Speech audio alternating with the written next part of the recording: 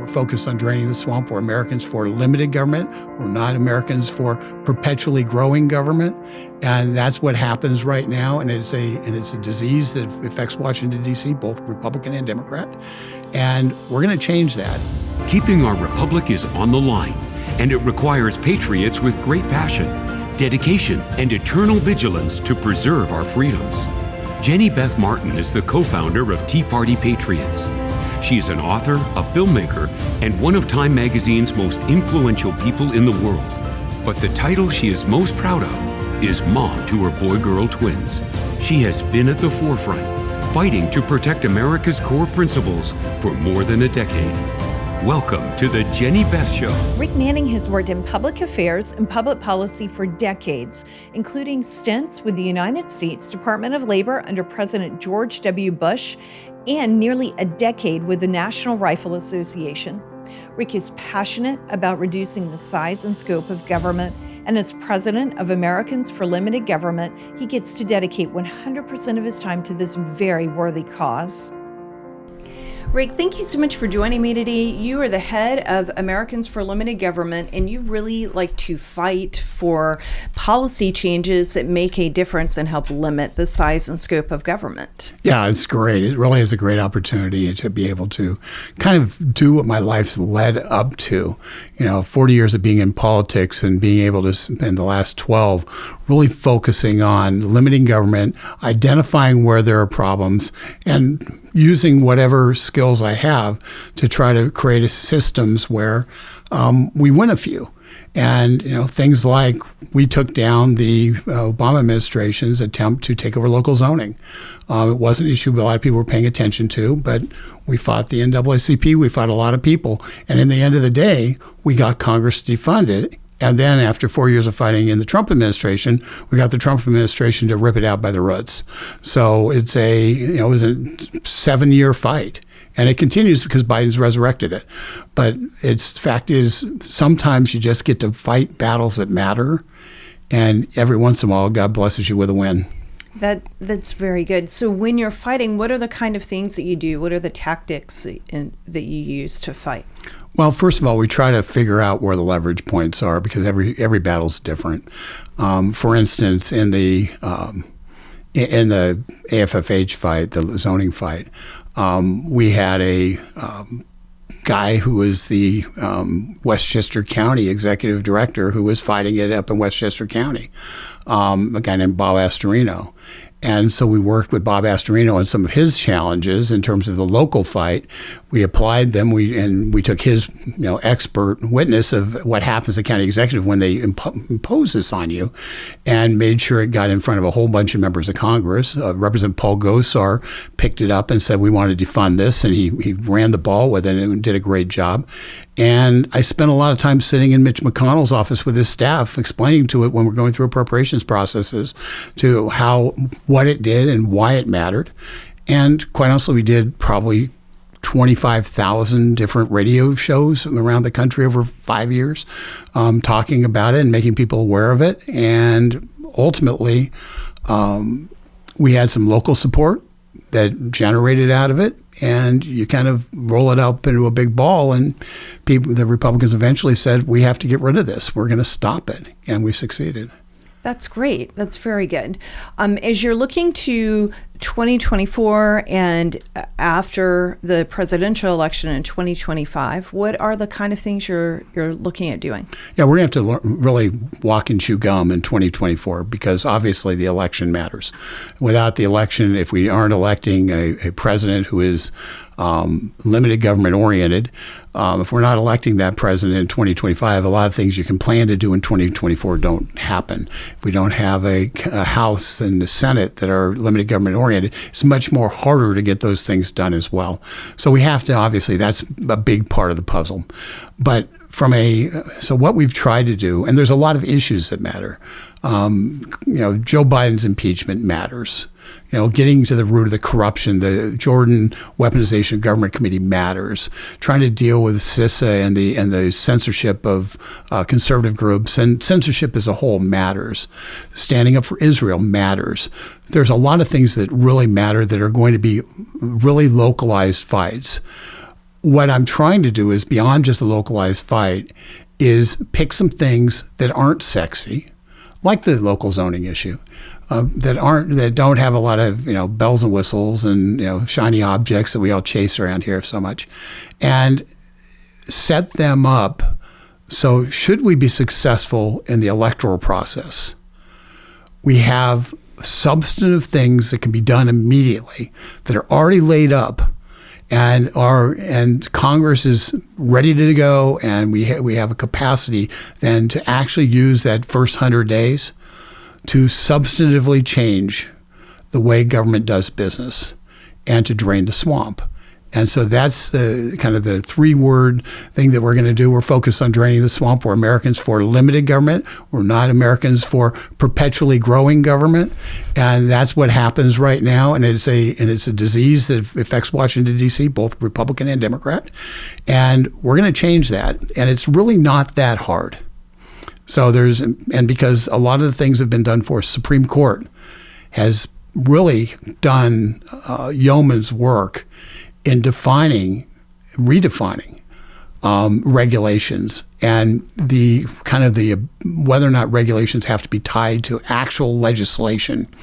And the dramatic expansion of the regulatory state is not largely based upon the congressional language that passed, the stuff that passed by elected officials. And so the Supreme Court, through a court case, West Virginia v. EPA, open the door for a complete examination of the overreach of government in those regulations. And one of the things we're going to be doing is we're going to be pressing members of Congress to engage in identifying regulations that go beyond congressional intent, identify how much money is being spent on those regulations, and using the appropriations process to put those regulations under fire in terms of being defunded. And that, getting Article 1 back in the game in terms of doing what they're supposed to do, that plays a huge role in this, and it sets the stage for a more conservative limited government administration than to take actions to end those regulations, and do so with constitutional basis and congressional support. That's cutting the arms off the tentacles of government. Okay, when you say Article 1, what do you explain? Article 1 is Congress. And explain. Article 1 is Congress. That's a legislative branch. Mm-hmm. The legislative branch was actually devised as the most powerful branch of government. The Supreme Court was kind of wimpy. They were afraid of a king, so consequently the executive branch was given really limited powers. A lot of power on the foreign end of things because you had to be able to negotiate treaties and stuff, but very limited powers in terms of legislation. The problem is Congress over the past 100, since FDR anyway, has turned over their legislative capacity, their legislative responsibilities to the executive branch, to the administrative state. They said, oh, this is too complicated for us poor little dumb congressional minds. Let's let the experts who are working in government figure it out, and they can just make regulations. Well, when you do that, you take government away from the people who are voting, because Congress says, oh, it's a regulation, there's nothing we can do. And we have Congressional Review Act, which allows them to strike down some regulations and the like on occasion. But the fact of the matter is the Supreme Court has opened the doors, changed that entire system by saying if a regulation extends beyond the intent of Congress, beyond the language of the law that was passed, it's no longer constitutional. And so limited government conservatives in Congress have not just a right, but a duty to evaluate the regulations that have been imposed on us over the last 20, 30 years and say, these no longer meet the test that the Supreme Court put forward. Identify them and force accountability in terms of how much money they're costing, and cut them. Say, we're going to defund these. And by knowing how much they cost, knowing how many full-time employees are going to be involved, so you get rid of them, you're able to put a dollar amount on it. And then in this world, in a budget world where they're trying to, at least they say they're trying to balance budget, it's called a pay-for. It allows you, if you want to spend money on Israel, to say, well, if we get rid of these 3 regulations, we've got the money for Israel. Now you're not going to get that much money, but that's really the idea here. Let's create a real accountability on the regulations. Let's make our legislators actually have real oversight over the regulatory process, and let's bring America back to the American voters so we get to say what gets to happen in our country, and not a bunch of bureaucrats who their main objective is to be able to retire with a big pension and to grow their own power inside the government and look down on the very people who elect the Congress. It is we have a responsibility to do that, and that's something we can get done right now, and we're going to do it. And what all will it take for you to get it done right now? Well, it's going to take members of Congress agreeing that they want to do it, which I'm meeting with members of Congress every day on that. It's going to take a effort to get some people in the legal world, attorney generals and others, to identify some of these regulations and start using their prerogatives as state attorney generals to go after them. And so we have to do a multi-pronged fight on it. And truthfully, it's going to take a capacity to make it an agenda item for whoever ends up being the nominee, make it an agenda item inside the Republican platform. It's going to be one of those things that, in some respects, the biggest challenge of draining the swamp is the Republicans are as much part of the swamp as the Democrats. So true. And so, you sit there is a really good slogan, but you don't always get the support where you think you're gonna get it. And the point is, if you have to play an inside game to identify the problems, and the outside game to get the people to come in and fix the problems. And so once again, I said we have to walk and chew gum. Big project. It's going to require. I'm going to have to raise the money to fund it, obviously. But it is but it's something that's doable. It is actually doable. It's something that is, and we sit there and we do pie in the sky things and say we're going to do massive civil service reform. That isn't happening. Okay, I mean, you can do a press release and stand out in front of cameras and say you're doing it, but you're not going to do it. There's too many institutional blockers. With this and doing some things on the civil service side, you can in fact change the entire way this place works. And if you didn't get anything else done in the next presidency, then that you would go down as the most meaningful president in the last 40 years. That's amazing. Do you have this written up, like a plan for people to read it, or? Well, you can read the civil service side if you go to the dailytorch.com.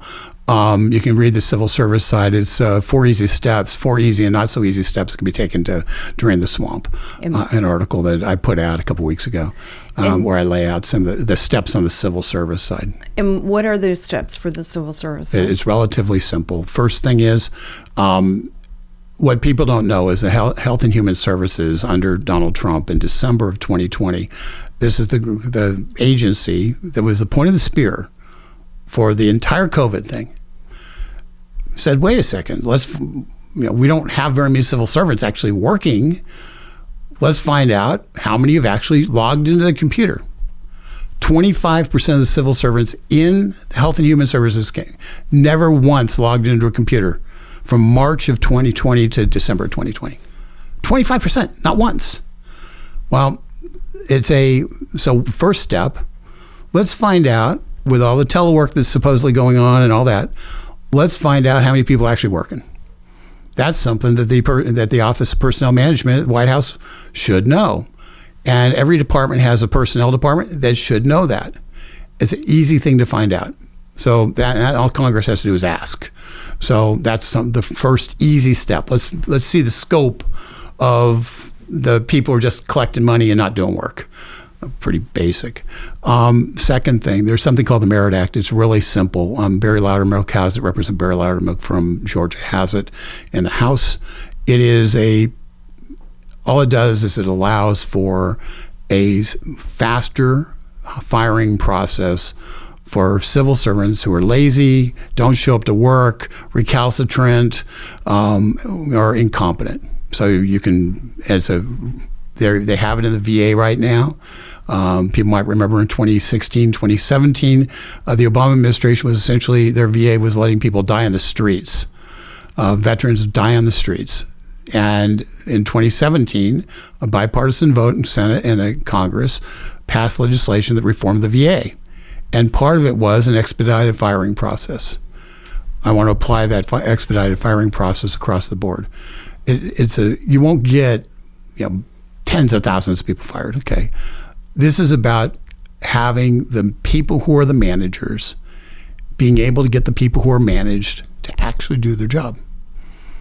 It's that simple. And elaborate on that. Well, I could, when I was with the Labor Department as Chief of Staff Public Affairs, I could name a number of individual cases where you had to make a decision. Am I going to go through a year-long process of trying to get this person fired, or am I just going to put them in a corner? And you don't go in there with a short time frame and things to get done and say, well, I'm going to spend all my time trying to get a GS7 fired. Okay. What is a GS7? A low level government employee, fairly low paid, probably paid $30,000, $40,000, $50,000. I don't know now, but that was a long time ago.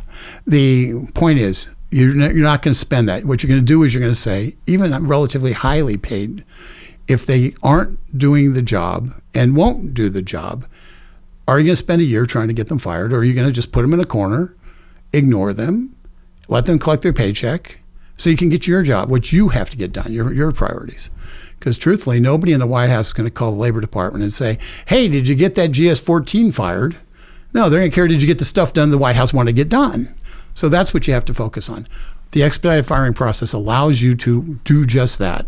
And it sends a message to all the other careers that we don't want to have to fire anybody, that they need to do their job. They at least need to go through the motions of doing their job.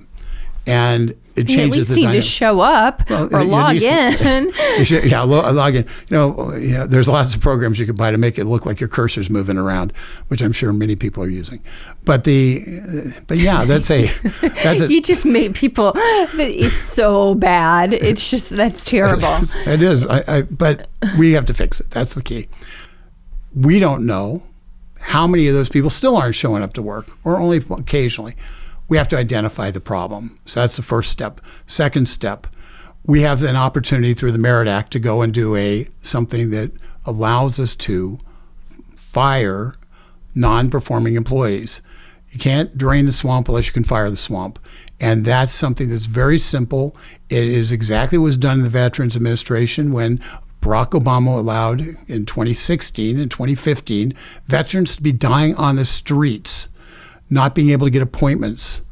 And so in 2017, reform legislation was done. Donald Trump signed it, where they made a pathway to be able to fire Veterans Administration employees who weren't doing their job in an expedited fashion. This is not about being able to fire a whole bunch of employees. This is about being able to manage the employees there in a world where the Washington Post ran on January 20th of 2017, when Donald Trump was inaugurated, ran a full-page article about resistance and urging the federal bureaucracy to resist the duly elected President of the United States. What that means when you're the federal bureaucracy is that you are, in fact, you're not doing your job, because you're supposed to facilitate the politicals. You're the lever pullers. You know how to pull levers. You don't get to choose which levers to pull.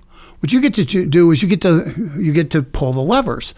And the whole civil service system is set up to be supposedly nonpartisan, yet now we have a civil service system that's about 80-20, 80% Democrat, 80% growing government. And think about it. It's in their interest to grow government, because bigger government means more power for them.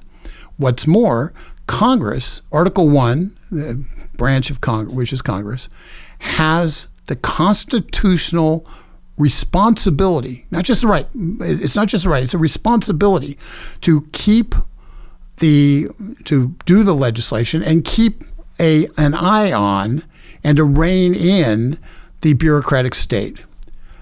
So Congress can do that. one thing they need to do is change the civil service laws so an employee who won't do their job can be fired. It's that simple. It's not political. There's a process. It still protects the employee rights, but it's just faster. And truthfully, somebody who's in as a political appointee isn't going to spend all their time trying to fire a low-level employee who doesn't do their job. Those people, because under the current system, it's a waste of time. And the one thing you don't have as a political appointee is time. You have a clock. It's a 4-year clock. It's running. And the left knows that their job is to run the clock out on you. And the resistors are trying to do that. With the Merit Act, you can deal with the resistors and you can get them out of the way and put people in place who want to do their job as set forth constitutionally and through the Hatch Act. So that's the Merit Act. The other two are bigger picture things, but they matter. Most people don't realize about 7,500 career SES, it's senior executive service employees, who really run things. They are the professional managers. They get paid a lot of money. They are able to, they're supposed to, since Carter changed the rules, they're supposed to be able to manage any department. They're professional managers. The reality is they embed themselves into specific departments. They have programs and grants that they're overseeing that are going out to people they want, and they resist every time when you're trying to get anything changed in a department. First person you have to overcome is your SESs. Well, here's the truth.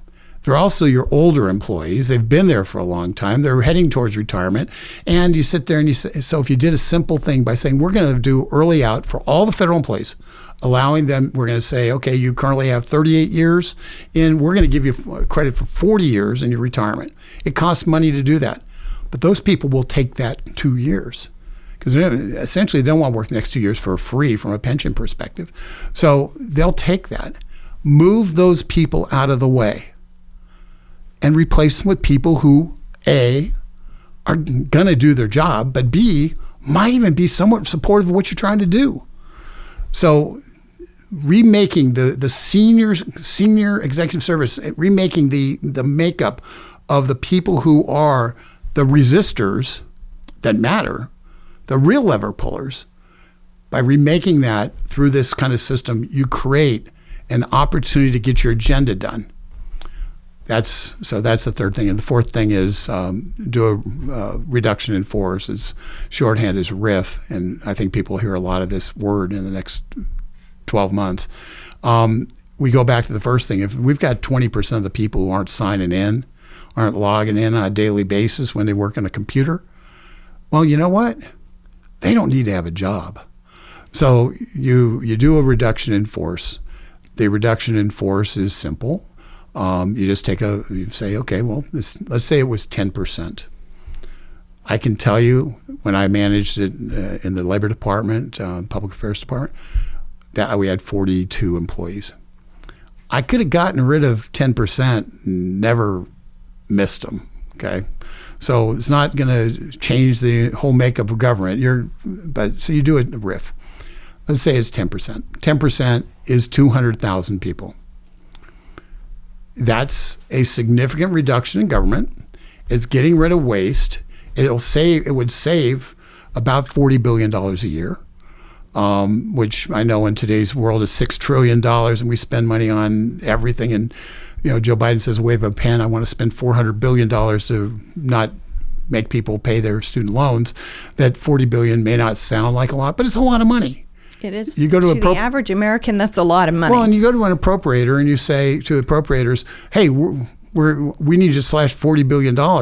Amazingly, it becomes very, very hard for them to figure out how to do that. This is that would be a $40 billion savings. And you wouldn't miss it, is the point. You would not miss it. So that's essentially your the four-piece plan. There's another thing that's rolling around that President Trump tried to do in executive order and wasn't able to get it done. And that is to be able to move attorneys who work on policy, and move them out if they're not able to, if they're resistors. And I'm not focused on that. There's a lot of other people are. The fact of the matter is, anytime you get in a fight with attorneys, you know you're going to be in a lawsuit, and your lawsuits can be 3 years in a federal court that's been stacked by Barack Obama to be against us. So I don't know that you win the lawsuit. And as a result, I prefer to spend things that can get done in the first 100 days of a new administration rather than things that may not ever happen because you're going to be tied up in court for the rest of your life. So those are things that can happen combined with the regulatory piece. Jenny Beth, it fundamentally transforms the way this place works. You cut the brains out, which at least transform the brains on the civil service side, and you cut the tentacles off the octopus by taking the overreach regulations. They're strangling America's capacity to live, capacity to compete. You do those two things, it would be the most fundamental transformation in this country that we've seen in at least 40 years. That is truly amazing. And it's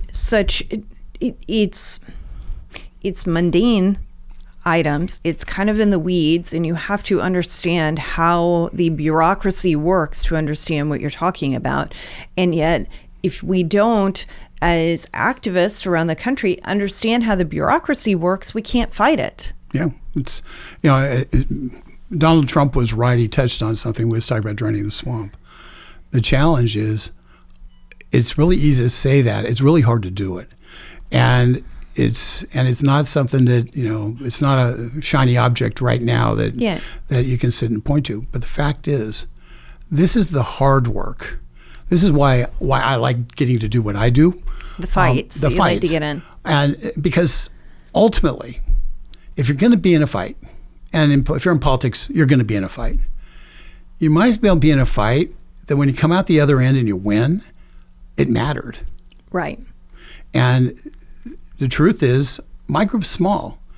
There's a lot of groups that can be in the big overall fight, and I help on those. I do what I can, and we do a lot of media on those things. But the bottom line is, if you pick something that is somewhat mundane, but is fundamental to restoring America to being run by the people, not the bureaucrats, not the politicians, by the people. If you want to restore that, you have to go out and find a field that hasn't been tilled and go out and do what you got to do to cut the brush. And that's what this does. And I will know that we're successful on it when suddenly it's being talked about by a whole bunch of people who end up on Fox News and the like, and they'll be really excited, and they're all excited about it. And I'll sit back and I'll say, okay, we won. That would be amazing, Rick. I hope that happens. Now, you worked in the Labor Department. Yes, ma'am. Have you worked in other parts of government as well? No, I worked I was in the House Republican Conference when I was a kid, but by and large, I've been on the outside. I spent 9 years as a state lobbyist for National Rifle Association. I worked my way through college running political campaigns. And my 9 years at NRA taught me a very simple thing. If you follow the rules of the people who don't want you to be successful, you will never be successful. So don't follow them. Find other pathways. You have to stay within guidelines, but the fact of the matter is, in South Carolina, I passed a piece of legislation that never passed a committee. It didn't do any of the things it's supposed to do. It was being blocked by the chairman of the Judiciary Committee. I passed this legislation because I decided I was going to pass the legislation. And I attached it to a bill that somebody wanted. We did all this stuff outside the rules. And you know what? On the last day of session, I had somebody come and threaten me and say, "You need to get your bill off my bill." And I said, "No." I showed him why it made sense to be there. And he got mad because somebody lied to him. And he went and he passed it. And, so we had this big fight. I didn't play by their rules. And 30 years later, there's an article about how the city of Columbia in South Carolina was trying to pass gun control regulations, gun control laws. And the city attorney said, you can't do that. There's this obscure law that was passed 30 years before that's on the books that say you can't do it. Well, that's how that law got passed. And it made a difference. It made a difference. 30 years later, the gun controllers came in and said, we want to ban semi-automatic firearms, and they weren't able to because we didn't play by the rules. We played we played fair. Those were all rules, but they weren't the way it wasn't legally. But it wasn't the rules that they wanted us to play by. Right. Because nobody ever wants eggs broken. They've all got their own neat little deal, and nobody wants their apple cart overturned. And if you're going to change things, you have to overturn apple carts. And that's why Donald Trump, and this is way off base, but that's why when Donald Trump gets in front of a judge and basically doesn't answer the questions the way the judge wants answered, he's saying, you've got a rigged system, I'm not playing by your rules, I'm delivering my message, and too bad. Right. And he's exactly right. Yes, exactly. And they're saying you can't talk outside of the court, so you might as well talk inside the court. No, this is the only place I can talk. Well, you set the rules up, buddy. And so it's one of the things that when we look at politicians, we look at people who we might want to elect, find people who find ways to get things done, not people who just sit there and are going to be glad to be there.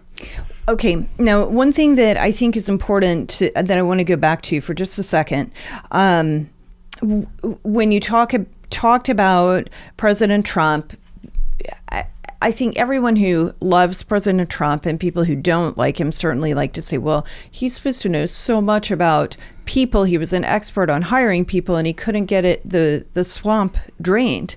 Well, listening to what you were describing about how it works inside of the federal government, that is not the way a normal business works. If somebody doesn't log in or show up to work or isn't doing their job in a satisfactory manner in the real world, you lose your job. Yep. You don't get to stay there. But what you're saying is basically it isn't even worth the manager's time to try to fire the person so they can just skate by for years, maybe decades, undermine and resist and not work. And it's almost impossible to fire them. So when he comes in as a businessman into the government, he's trying to apply the rules of business to how you operate the government, which would make it way more efficient and way more competitive and get a lot of things out of the way. But the government, it has created all these rules to protect people from actually operating like a correct. A business. The government isn't a business. Right. Okay, just understand it's not a business. And, I think, believe it or not, as strange as it may seem, Donald Trump, when he came in as president, thought that because he was president, he said to do something that people would do it.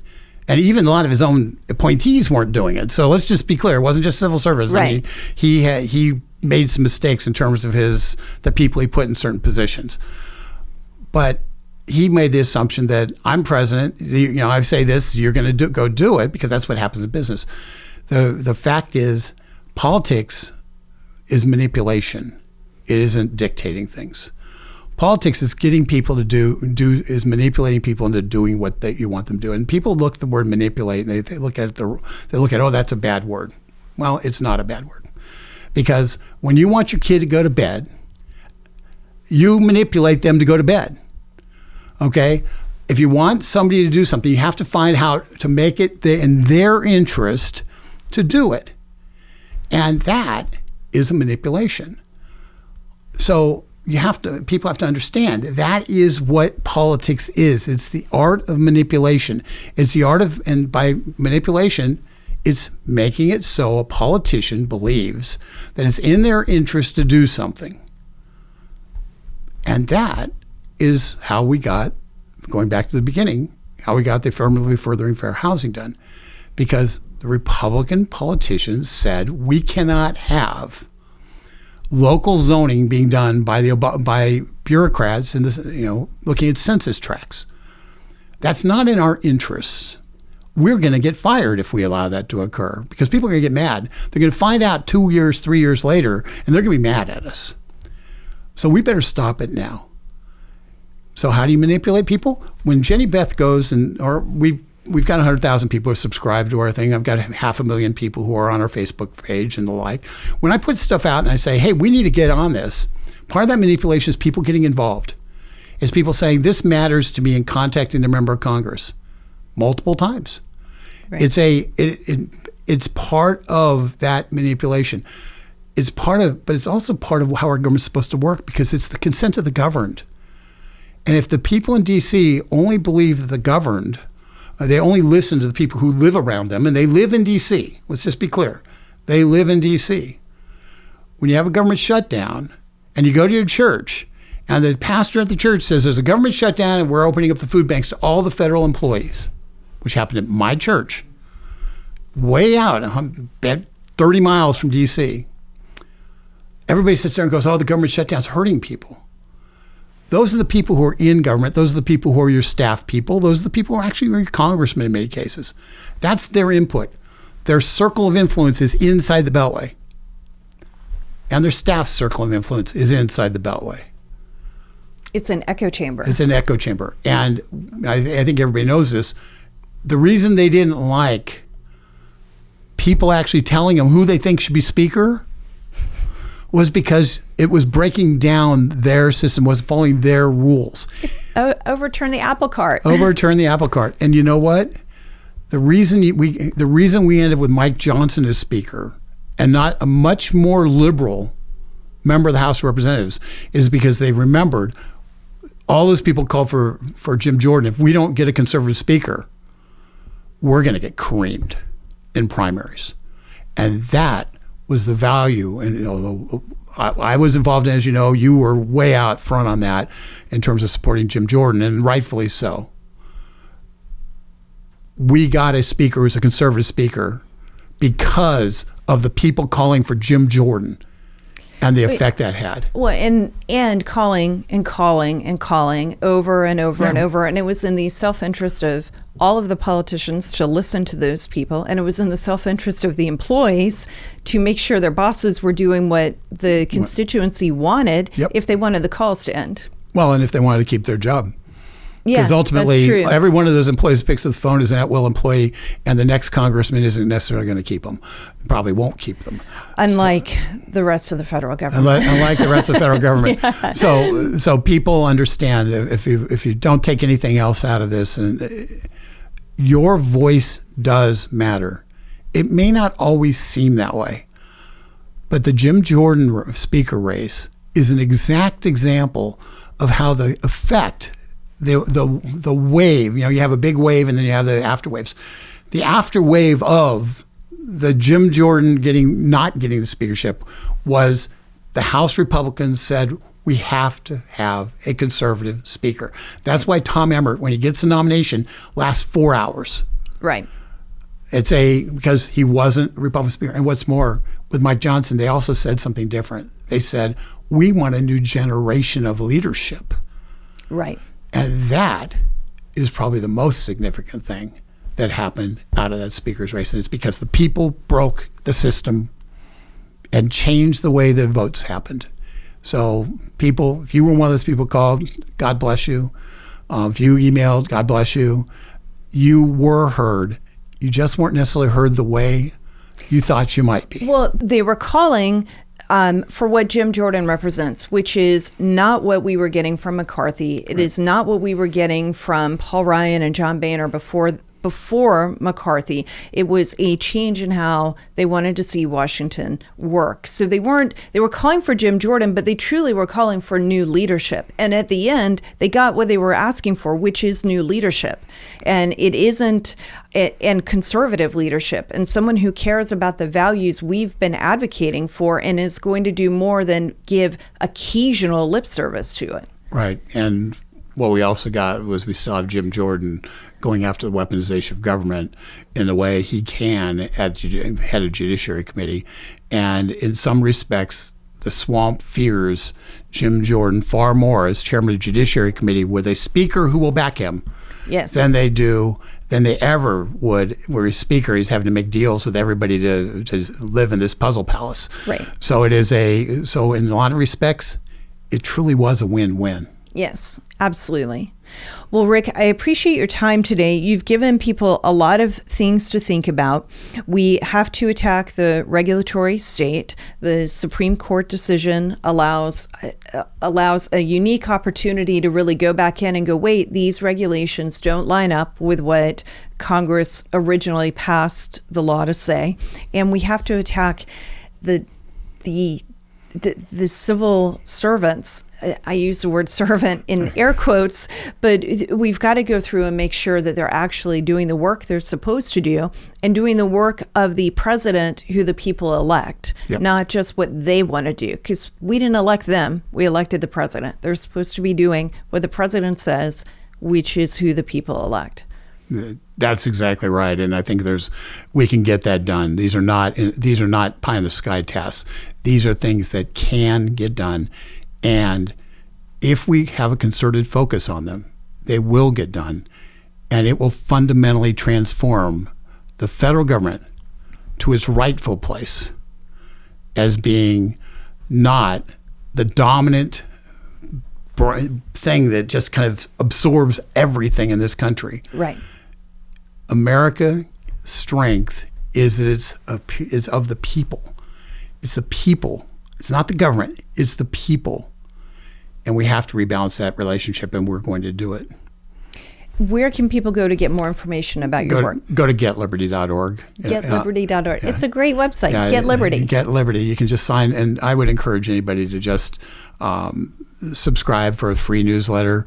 We send something out every day with different things that are going on. There's a lot of polling, and I've got cartoons. I've got all sorts of fun stuff in there. But it's on issues. We try to focus on issues that are being ignored, that are kind of falling out by the wayside. We write about stuff that's, that you can read it, that a lot of people are talking about. But fact of the matter is, my goal is to find places that are linchpins of big government and pull them out and make it so government becomes a government of the people, by the people, and for the people, and not a government that's adverse, that's an adversary to the individual freedoms that we enjoy and were endowed by our Creator to enjoy. Rick Manning, thank you so much for joining us today. My pleasure. Thank you. That is Rick Manning with Americans for Limited Government. You can get more information about his organization at getliberty.org. I'm Jenny Beth Martin, and this is the Jenny Beth Show. The Jenny Beth Show is hosted by Jenny Beth Martin, produced by Kevin Mooneyhan, and directed by Luke Livingston. The Jenny Beth Show is a production of Tea Party Patriots Action. For more information, visit teapartypatriots.org. If you like this episode, let me know by hitting the like button or leaving a comment or a 5-star review.